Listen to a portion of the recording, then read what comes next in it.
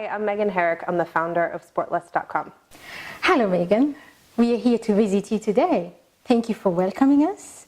Can you please tell us about yourself, a small history about yourself? You come from New York. You have founded your company in Switzerland. Tell us a small history about yourself, about your company, please. I moved here from New York about 2 years ago. And I have been in the fashion industry for about 16 years and about 8 of them in New York. So I have a background in buying, merchandise management, visual, just a plethora of different positions. So I've been able to really gauge the whole fashion industry. And then I moved on to working for a studio, and I did the buying for them. I was a retail director. And after moving here, I really saw a hole in the market. I would have to order all of my favorite pieces here. So I thought, why not? This might be a really cool venture to start here in Switzerland. Okay.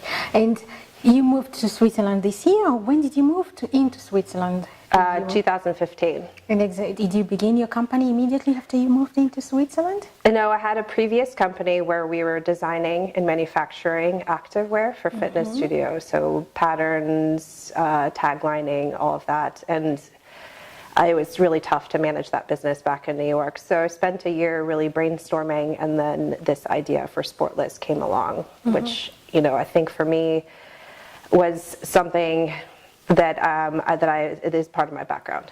Okay, tell us about your experience when you first wanted to open your company as an entrepreneur here in Switzerland. How was your experience? I think you just go with the flow. You know, I think the most challenging part was getting the GmbH set up. In the US, you call your accountant, you get an EIN number, and you're on your way. Here, there's a lot of steps you have to take. There is a bit of a language barrier, so we had to, you know, bring in lawyers and things like that. But I think that every step you forget where you've sort of come from. So I think the journey has been quite interesting, but I think by meeting really great people in the community that have really assisted, and also partners that we are working with at the moment, have really made it a very easy experience, you know, regardless of language barrier or you know, the challenges within the market. So it's been a really great ride. Obviously ups and downs for when you have moments, but I think across the board I really enjoyed the experience in this past year that since we've started. Megan, tell us a little bit about Sportles. Tell us about your brand, Sportles. So we do a curation of small boutique brands. So we import from LA, New York, London, and Australia. And we've also been partnering with some sports brands here in Zurich and Switzerland as well. So we like to work with ones that are smaller than a Nike or Reebok, that have great stories, that are sustainable, that really are focused on their practices and how they do production. But the story for me is very important. There's a lot of these brands that are women entrepreneurs that left everything, and I just really am inspired by some of these brands that I bring on board. And I've worked with quite a few of them since even as early as 2013. So basically you work with emerging entrepreneurs, emerging designers, you represent them. Yes. That's a very good thing to do, Megan. And could you tell us a bit about which one is one of your best brand, which one is one of your best seller? Could you please tell us? Could you please show us something from So there's 2 of our brands here, which is Alo Yoga. They're from LA, and a lot of the supermodels have really put them on the page. And they're a little bit different because they are functional activewear. You can wear it within yoga, but you could put over an oversized top or sweater and with trainers and run around and take care of your errands. So they do a little bit more of some trendier patterns, even cuts in some of their leggings. So this is a really bestseller for us. It's the Moto legging. Gigi Hadid, Kendall Jenner have been seen all over the media with these. Nice. So they're a little bit of a bigger brand. They have about 1 million followers on Instagram. And my favorite brand is Michi. Great story. They started in New York. They do all their production in Canada. And the design elements, what they really choose for their fabrics is really unique. It's kind of a boudoir ballerina look, and I think it's different than a lot of the brands that are out there.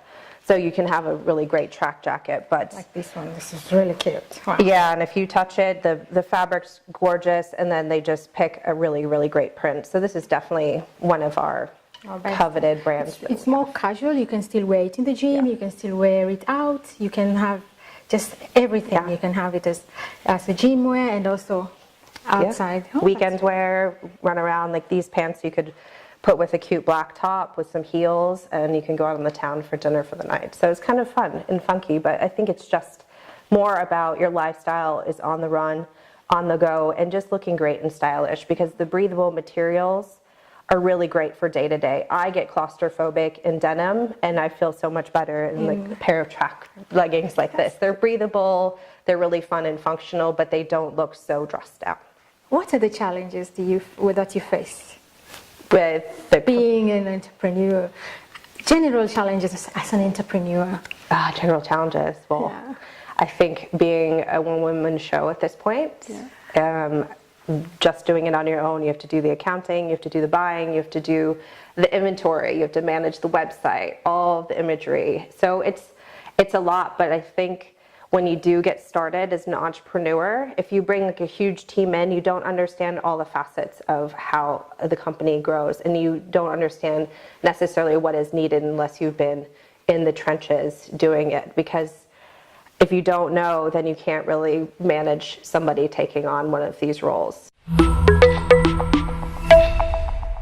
Megan, what do you like about being an entrepreneur?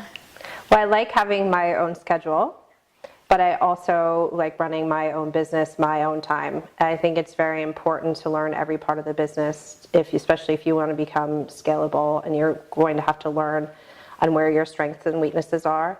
And also, if you do bring on a staff, where you can also tend to their needs. And I just have a general curiosity to learning, working with people, being out in the community. And like I said, having your own schedule and writing your own timeline and what you want to do is a great part of being an entrepreneur. What's your biggest weakness as an entrepreneur? Oh, spending money. I mean, not being physically irresponsible, but I'm such a product person. I always have been passionate. So, the biggest challenge I do have is really honing in on the marketing and less about product. And I think there really needs to be a balance, because I love product. I see it, I get excited about it. I think that people are going to see it. I get excited. So I think it's scaling back a little bit on that part for me. What's your strongest character? What makes you really Megan? That you really know, I am really good at this, and I got it, and when I'm really good at this, what I have, what is it? I think, share with us. I think coming from experience in the fashion industry and being in so many parts of it, in visual, in buying, in doing store openings. So I think I can take every little piece of that and bring it to the business, which, if you're starting out in retail and you don't have a lot of experience, I think it could be a challenge. And the biggest thing about having this company, or even with having a clothing line, service for me is number one. I mean, I've worked on the floor, and I just know that customer's number one, and you do whatever you can to keep them satisfied and keep them coming back, because it's all what it is about is the clients, listening to them, because you might have your own perception on what you think your brand is supposed to be, but if you're not listening to what is out there, it doesn't matter. Okay, and tell us, what is coming for Sportles? What's coming? What's new? What do you have in store? Oh, geez, more buying, I guess. We're really focusing on marketing. I think that's a challenge we have. We're also looking at how we can be in the market a little bit more. We've also dabbled in maybe bringing a few men's lines in, just to test out, because we do get some questions. And then pairing back to, I used to design my own line. We might end up doing some private label pieces in the future with some Sportles branding. So I think that there's This I think we can manage in Switzerland, but in the next few years we'd also like to scale into the EU. But it's such a new brand, and I think it's such a new concept here in Europe that it's going to take time to win over hearts and minds about this initiative. But I think patience is key with it, and as long as you can continue to educate, really show people visually what it means to wear this, how you can really build it into your lifestyle, is an important part of what we are trying to do as a company. What would you tell an entrepreneur like you, a lady, a woman, entrepreneur, who is out there watching you right now? Tell them one word. It's not easy. It's not easy, but if you're willing to put in the work, and also I think just having the gumption into doing your own thing. If you want to have your own time, your own business, your own baby, it's worth it. But just to know that it is not an easy ride. There's ups and downs. There's always the risk of it being a failure, but take your time. It does take time. And I think that's the biggest thing you have to realize. But, get a lot of input from people around you as well. And I think if you listen to what people say and not think that what you think is right and the tunnel vision is all about your vision, people around you will tell you, especially if you're coming from, America to Switzerland, I don't know everything about this market. So information for me is so incredibly important in having a new endeavor in a different country. Thank you so much, Megan. Thank you. And I wish you the best in Sportles. Thank you. Thank you so much for welcoming us.